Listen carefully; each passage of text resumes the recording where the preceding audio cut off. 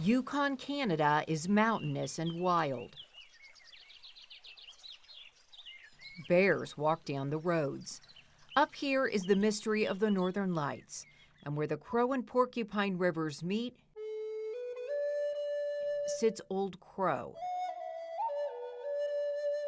Tim Teja should be here, but he's not. Being kidnapped at birth and human trafficked to an American couple, it just floored me, you know. I can't believe it happened. Tim Teja's adoption story is told through tears and old documents. He's a 60s Scoop survivor, Canada's dark secret now coming to light. Babies and children from First Nation tribes were advertised and adopted out to white families. This newspaper ad shows a white woman smiling with her new baby. Out of nowhere into here, a literal whitewash of the truth Canada is now acknowledging. Children, kids, babies, toddlers, teens, ripped from your families. Parents, unable to see through the tears as they took your children away from you. Tim's adoptive parents struggled with fertility. His dad was a firefighter in the Air Force and stationed at a military base in Canada. Tim says they were the best.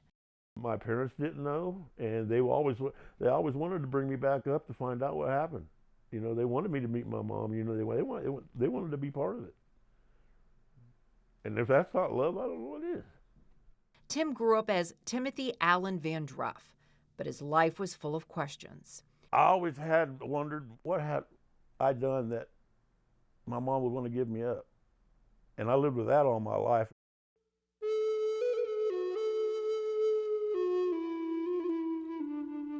Later in life, he finally got answers in these old documents. He learned he was born baby boy Teja. Paperwork claims he was surrendered. But remember, Canada now acknowledges this really wasn't always the case. They knew about me. Tim's daughter jumped on Facebook and found other Tejas, who were stunned to learn Tim was alive. You see, his aunt had tried to track him down. My Aunt Lulu worked for the government, and the government told her that I got killed in a car wreck in 1976. So that's when the search stopped, and when they got that phone call. As you can see in these amazing photos, Tim found his biological family.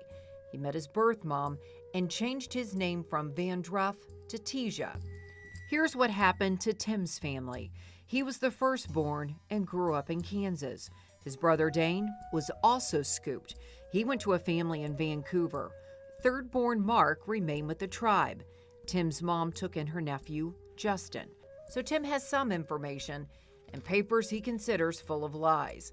Tim never had that important conversation with his birth mother to find the truth.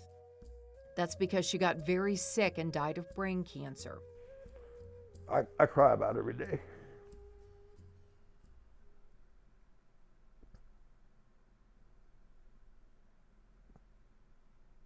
Yeah.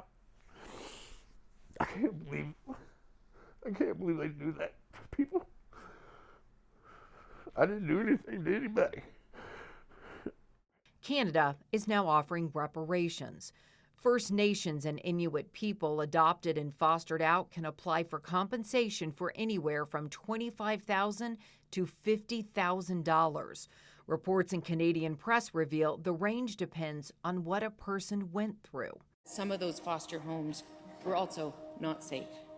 Many of you faced terrible abuse, physical abuse, sexual abuse, mental and emotional abuse.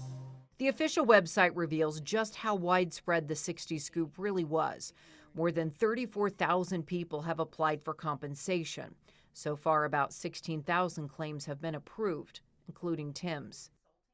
It's very insulting. I think it's a slap in the face. I really do. Tim hasn't received a check yet, and it's clear he doesn't feel any reparations can adequately compensate him for his splintered soul. You don't know where you belong. I belong to both, but it's twisted. Part of his soul lives in Yukon and Old Crow, but he's physically in Kansas with his children and grandchildren, questioning what happened to him and his tribe.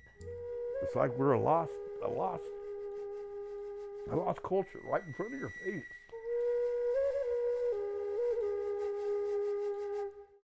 Angie Racono, KCTV5 News.